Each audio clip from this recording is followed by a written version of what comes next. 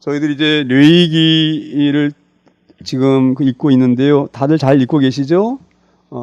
우리 레위기의 큰 줄거리는, 레위기에 담아있는 하나님의 큰 내용은 우리가 하나님께 나아가는 길, 어떻게 우리가 하나님께 나아갈 수가 있는가, 죄인된 우리가 어떻게 하나님께 가까이 갈 수 있는가, 또 가까이 하나님께 나아가서 어떻게 하나님과 친밀한 교제, 친밀한 사귐을 할 수 있는가, 이렇게 두 단락으로 크게 레위기가 나누어져 있습니다.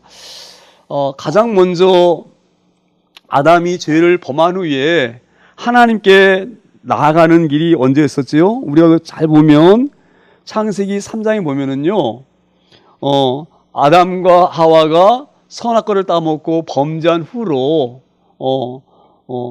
그 하나님의 그 바람 소리, 하나님 오시는 소리가 들리니까 그들이 나무 뒤로 숨지요. 나무 뒤로 숨어요.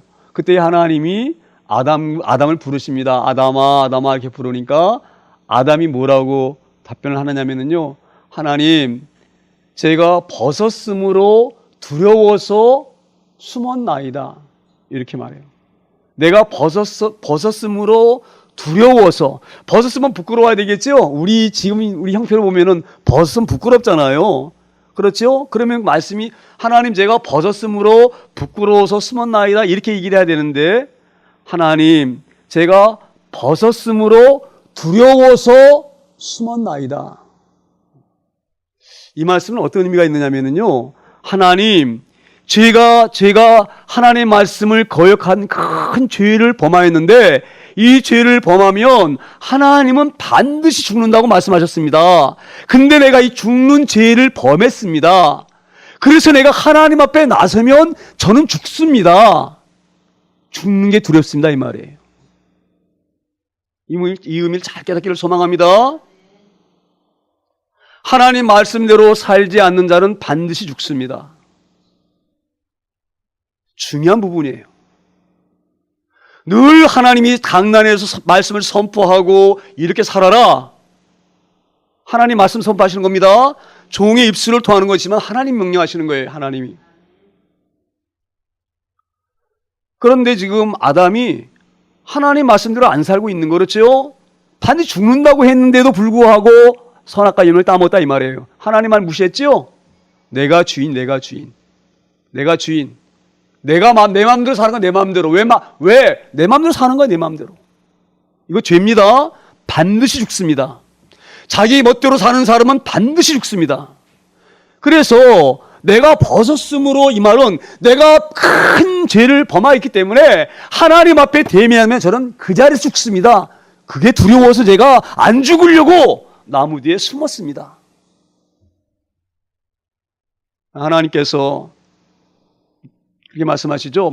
쭉 얘기하면 오늘 본문과 좀 이렇게 넘어 떨어져 가니까 제가 간략하게 말씀드립니다. 그래서 하나님께서, 그래, 너는 내가 너 죄를 가려주기 위해서 이제 하나님이 짐승을 잡으시죠. 창세기 3장 21절 보면 하나님께서 아담과 하와에게 가죽 옷을 지어 입히셨더라. 왜 가죽 옷을 지어서 가려줍니까? 하나님이 죄를 가르치는 거죠. 하나님이 죄를 가르치는 것이 바로 뭐냐면 가죽 옷을 해서 입히시는 거예요. 죄를 가르치는 거예요. 가르친다고 죄가 없어지는 건 아니지만 내가 너 죄를 가려서 내가 너를 만나겠다, 이 말이에요. 그래서 하나님께 우리 죄인들을 만나주신 방법이 짐승을 잡는 거예요. 죄 없는 짐승. 그 죄 없는 짐승을 잡아서 우리 죄를 가르쳤습니다. 이것을 구체적으로 설명하시기 위해서 오늘 레위기를 주신 거예요. 레위기를.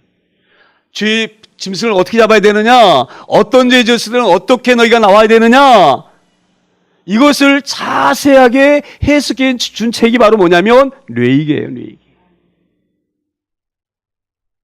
이 말씀을 잘 깨닫기를 소망합니다.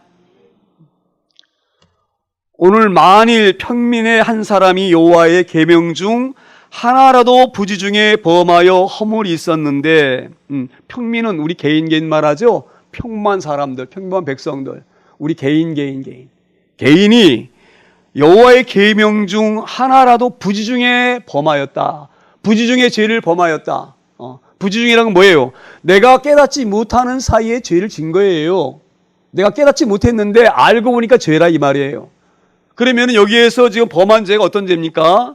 잘 한번 음미해 보세요. 하나님의 말씀을 깊게 음미해 보면 이런 의미가 있어요. 우리가 윤리적인 죄라든지 도덕적인 죄라든지 이런 것은 우리가 알기 때문에 안 짓습니다. 아멘이죠?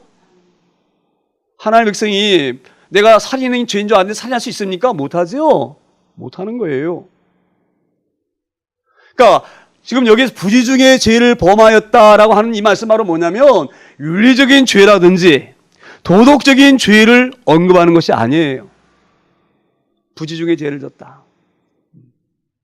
이 말씀은 내가 이렇게 사는 것인 줄 알고 살았는데 보니까 이게 죄구나.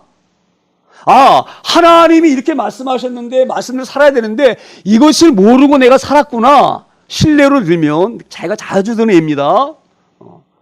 대부분의 지금 이 많다고 할 수는 없지만 저는 아주 믿음이 좋다고 하는 장로님이 그렇게 얘기하는 걸 직접적으로 들었어요. 어느 이렇게 사회생활 하다 보면 어느 포지션에 딱 있단 말이에요. 위치에. 영업도 해야 되고요. 대인 관계도 해야 되는 거예요. 그래서 이렇게 외부 사람 손님 접대하면은요, 스스럼 없이 술집 가서 술 마시고요. 다 한다 그래요. 세상 사람처럼. 그렇게 안 살면 살 수가 없다 이 말이에요. 적자생존이 이런 치열한 이런 사회에서 살아남을 방법이 없기 때문에 남들이 다 이렇게 사니까 남들이 다 사는데 그게 무슨 죄입니까? 랜딩 캐시, 제가 이건 지어낸 말이에요. 어디에다가 물건을 납품하려고 그러면은요, 내 물건을 거기다가 착륙시켜야 될 거 아니에요. 그러면 현찰이 필요하다 이 말이에요. 현찰이. 제가 그냥 지어낸 말입니다. 랜딩 캐시라고 하는 이야기는. 영업하다 보면은 필요해요. 그렇죠? 담당자가 이렇게 주고 이렇게 받고 이래야지 자기 물건 받아주지. 비슷한 물건 같으면 그 사람 물건 받아주겠어요? 자기한테 잘하는 사람 받아주죠. 뇌물 주는 겁니다. 사회가 이렇게 굴러가니까 사회가 이걸 죄로 안 여겨요. 그렇죠? 남 접대하고 술 먹는 거 죄로 여깁니까? 사회의 일반적인 관념으로 죄로 여깁니까? 아니에요. 서로 이렇게 주고받을 수 있어요. 성이라고 해가면서 죄 아니라고 생각하는 거예요. 보통 사람들은. 그런데 하나님 말씀은 이걸 죄라고 말씀하십니다. 그러니까 이런 내가 하나님 섬기는 사람으로서 그런 일을 행해야 했는데 말씀을 대면해 보니까 하나님이 깨닫게 하신단 말이에요. 이거 죄다. 뇌물 주는 것. 너 술 마시고 이러고 이렇게 내 멋대로 사는 것 죄다. 깨달아지게 되어지면 그 말씀이에요. 부지중에 알게 되어지면. 부지중에 범한 허물이 있었는데 오늘 보면 28절 그렇게 말씀하시죠. 28절에 그렇게 말씀하면 그가 범한 죄를 누가 그에게 깨우쳐 주면, 누가 깨우쳐 준다고 하는 이야기는 이제 제사장이 이 당시 구약 시대이기 때문에 제사장이 깨닫게 해준다든지 아니면 믿음의 어떤 놀라운 반열에 서 있는 분이 믿음이 약한 그에게 하나님 말씀은 이런데 네가 왜 이렇게 사느냐, 율법은 이런데 네가 왜 이렇게 사느냐, 이렇게 해서 깨닫고 보니까 이게 죄였구나 라고 알아지면, 이 말이 알아지면 굉장히 중요한 부분입니다. 이거 고범죄가 아닙니다. 고의로 범하는 죄를 말하는 게 아니에요. 그렇게 알아지게 되어지면 그는 흠없는 암염수를 끌고 와서 그 범한 죄로 말미암아 그것을 예물로 삼아. 오늘 우리 신약시대에 잘 이걸 대비해 보면은요, 저는 그렇게 이 은혜가 와줍니다. 우리가 우리가 이런 부분이 있어요.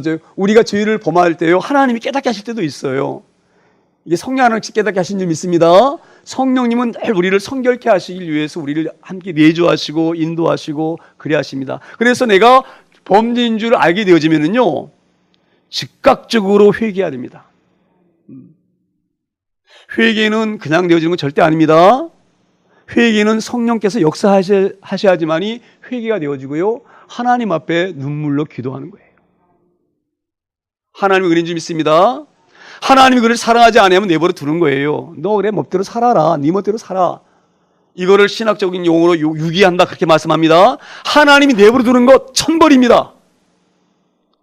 멋대로 사는 것, 하나님이 관여하지 않는 것 벌이에요.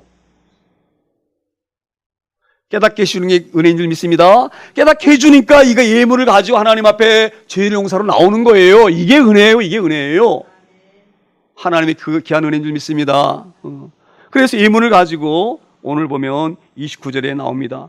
그 속죄 제물의 머리에 안수하고 그 제물을 번제물 잡는 곳에 잡을 것이요. 그 속죄 제물 머리에 안수하고, 제가 이 부분을 이렇게 묵상하면서 이런 은혜가 왔어요. 아담이 범죄한 후로 하나님께 나아갈 길을 몰랐었지요. 하나님이 알려주신 거죠. 아담의 죄를 범했단 말이에요. 아랫도리가 더 들여다 보이는 거예요. 범죄가. 자기들은 무화과 나무 엮어가지고 죄를 가리려고 하지만 이 가려집니까? 말르면 또로 말라버리죠. 또로 말르고. 이 죄를 감출 방법이 없는 거예요. 나뭇잎으로는 감출 방법이 없는 거예요. 그래서 하나님께서 짐승을 잡습니다. 하나님 짐승을 잡으시죠? 그러면서 하나님이 뭐라고 짐승이 이기했을까? 저는 그런 생각을 해봤어요.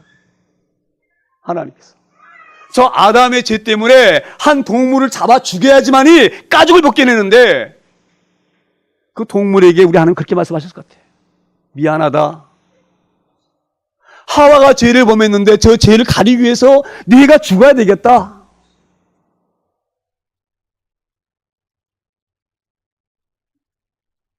하나님, 우리 예수 그리스도의 예표입니다.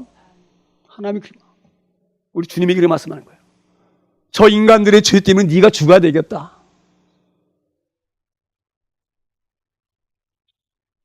우리가 그렇게 구원받은 존재인데 지금도 멋대로 살아. 지금도 그렇게 제가 십자가의 능력을 얘기하고 복음을 얘기하는데 명심하기를 바랍니다. 그래서 오늘 여기 그 속죄물 제물 위에 머리에 안수하고, 하나님의 심정. 그래서 죄를 보면 내가 짐승을 잡아가지고 제상 앞에 가는 거예요. 끌고. 그리고 이 짐승 잡는 데다가 딱 번제물 뿌리다 묶는다고 그러는데, 성경책 보면 거기다 대고 짐승에게 안수를 하는 거예요. 미안하다, 미안해. 내가 죽어야 되는데 네가 죽는구나. 네가 죽는구나. 이게 안수입니다. 내 죄를 짐승에 다 전가시키는 거예요. 이런 죄 네가 가지고 가라. 이런 죄 네가 대신 짊어지고 죽어줘라. 이런 죄 네가 짊어져라. 우리 주님이 그 말 못하는 짐승에게 너 아담 때문에 네가 죽는다, 그런 심령으로 하나님이 그 나오는 방법을 자세하게 이 레위기를 통하여서 우리에게 설명해 주시는 거예요. 레위기가 우리 재미없다 그러는데 이야기가 책이 아닌 것 같아가지고, 그런 깊은 진리가 레위기 성경책 가운데에 숨어있는 줄 믿습니다. 여러분 성경 제가 분명히 읽으라고 말씀하셨는데 말씀 잘 들으셔요. 깨닫길 바랍니다. 그래서 여기에 그 속죄 제물 위에 안수를 하고 그 제물을 번제물 잡는 곳에서 잡을 것이요. 어떻게 잡습니까? 날카로운 칼날로 그냥 목을 따지요. 짐승이 얼마나 불쌍하겠어요. 그 짐승이 왜 죽습니까? 왜 죽습니까? 누구 때문에 죽습니까? 나 때문에 죽는 거야. 나 때문에. 내 죄 때문에 죽는 거예요. 그 죽을 때의 그 처절함을 보고 얼마나 통곡하겠어요. 죄는 내가 졌는데. 이렇게 해서 하나님 앞에 우리가 나아가는 길을 열어주시는 것이 이 레위기에서 말하는 죄사의 방법입니다. 이런 의미를 잘 깨닫고 본문을 읽기를 소망합니다. 그래서 오늘 그렇게 번제를 잡으면서 30장을 보시면 거기 몇 장에 그 그림이 나와 있나요? 그림이 여기 보면 이게 지금 이 번제 드리는 부분들인데요. 여기 보면 이 짐승은 이렇게 머리에다 안수를 하고요. 안수를 하고 이제 죽이는 거예요. 죽여서 이제 이 30절에 보면은 이렇게 되어 있습니다. 이 그림 그냥 놔두시고, 제사장은 손가락으로 그 피를 찍어 번제단 뿔들에 바르고 그 피 전부를 제단 밑에 쏟고,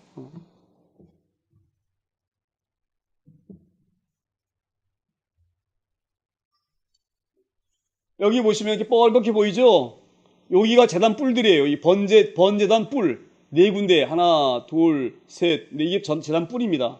이 뿔에다가 이 짐승이 흘린 피, 죽으면서 흘린 이 죽음의 이 피를 여기다 바르는 거예요. 여기다가 이렇게 네 군데다가. 그리고 제단 밑에다가 나머지는 다 쏟아요. 우리가 성경에서요, 오늘 여기에 제단뿔이 나오는데 이 제단뿔은요, 구원을 의미합니다. 구원.